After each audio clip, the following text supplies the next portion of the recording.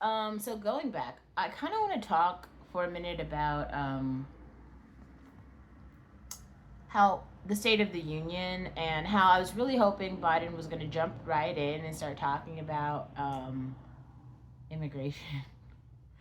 Immigration is the only issue right now. He started touching on all of these other points, like some of the points about like abortion rights. I see it. Like I see actually why people become Democrats because his talking points were definitely like, oh yeah, no, yeah, that sounds really good. Like he started to talk about basically providing like tutoring for like everyone's kids, providing preschool for everyone's kid. Like he's trying to like socialize privilege. He's trying to socialize American privilege so that like every kid in America has the same opportunity. And I guess when I was younger, that sounded really good. But I would encourage you to look at the outcomes of that right now. Because we have like a lot of people who've gone to college, who've graduated from college, and who are extremely underemployed. So these are people who, they studied, they're smart. We have like a really Here's the thing too. I think a lot of people keep making fun of the American workforce as if people are really dumb.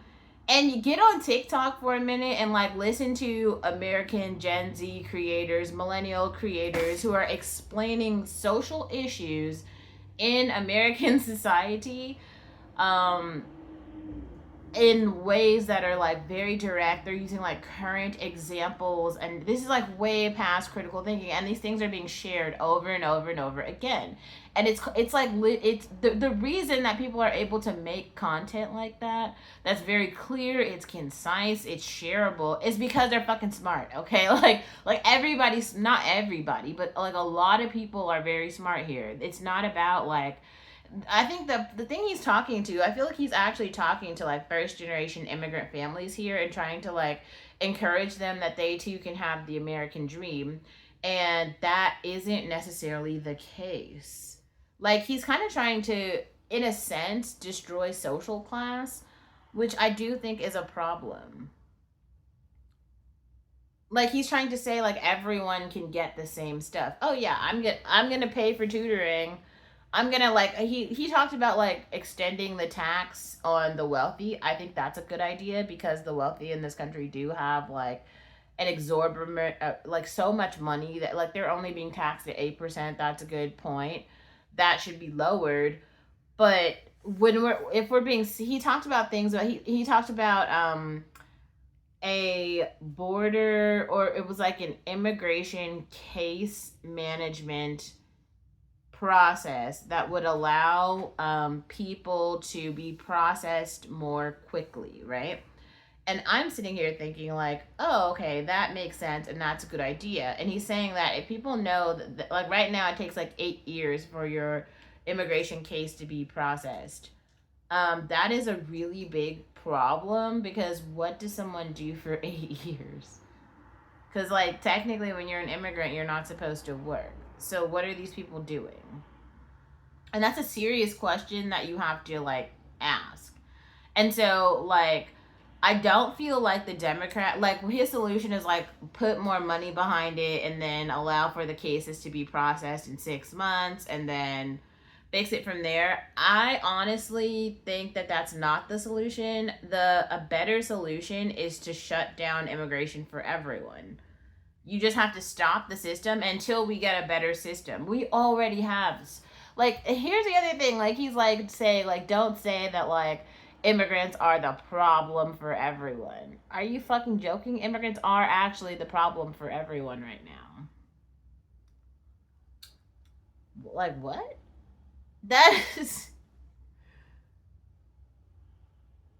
If taxpayer money is going toward giving an immigrant child a seat in a public school, I'm sorry, but they actually don't deserve that. They deserve a seat in a public school in their own country. And I'm not trying to be funny about that. But all the people who are immigrating here from these other countries and then they're thriving here, they have a moral and ethical responsibility to make a seat at the school, the public school to where they're from, to make it possible for kids there to go to school. Instead of doing anything like that, we're not incentivizing any of these people to solve any of the problems that are happening where they're from. So it's like a reinforcing cycle where everyone's just like running away from the problems in all of the developing world. And there are real problems. Like we had problems here too in America, and then people went balls to the wall and like fought, and like it was really fucking messy. It was so bad. Everyone tries to pretend like the civil rights movement wasn't a fucking real thing. It was really real. It was so brutal. Lots of people died. Like they're dead.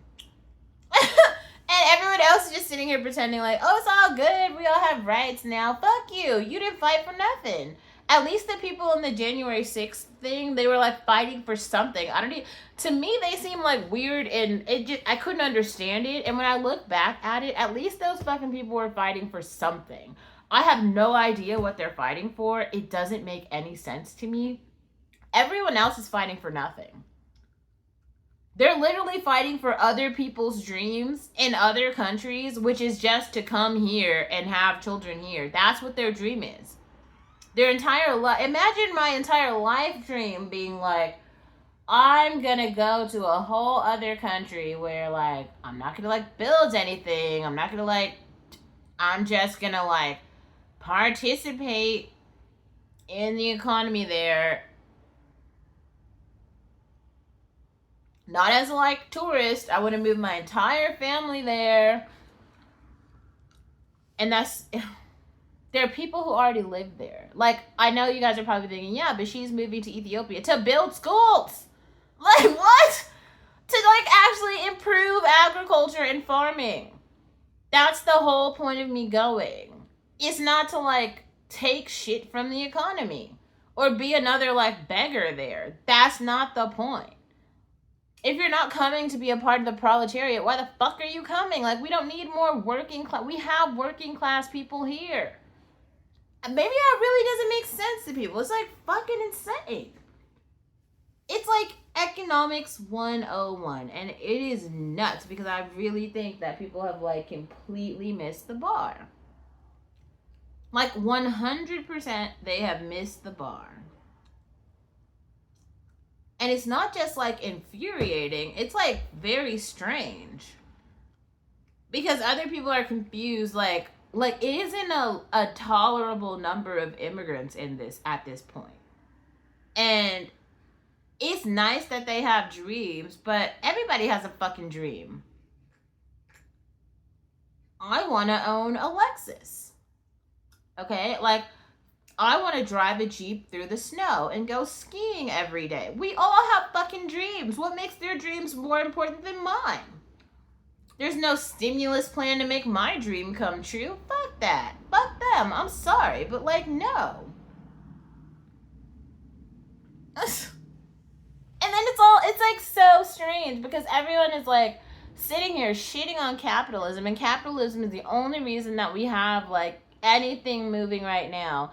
And I think it's a really positive thing in the economy that we have so many college educated underemployed people in America right now who are just working at like coffee shops or working at diners or something, working at like retail stores, because they're making real money and doing real things with their fucking real money here and making the economy move.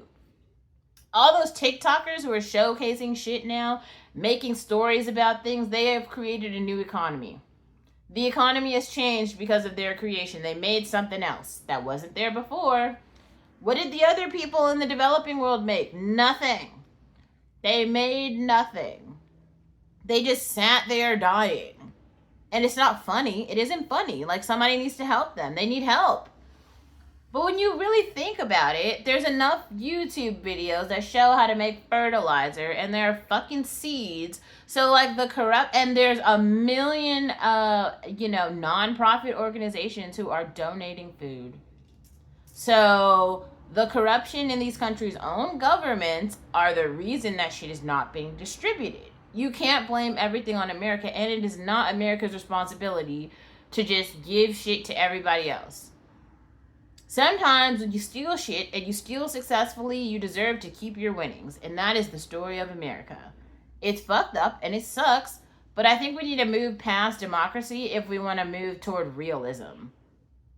Because you can't start promising like social class to every fucking immigrant who's been here for 6 minutes, which is what I heard Joe Biden do, and it was so strange to hear. This is why no one is having any children. Because we have people, okay, who are very smart. We're not going to point anyone out right now.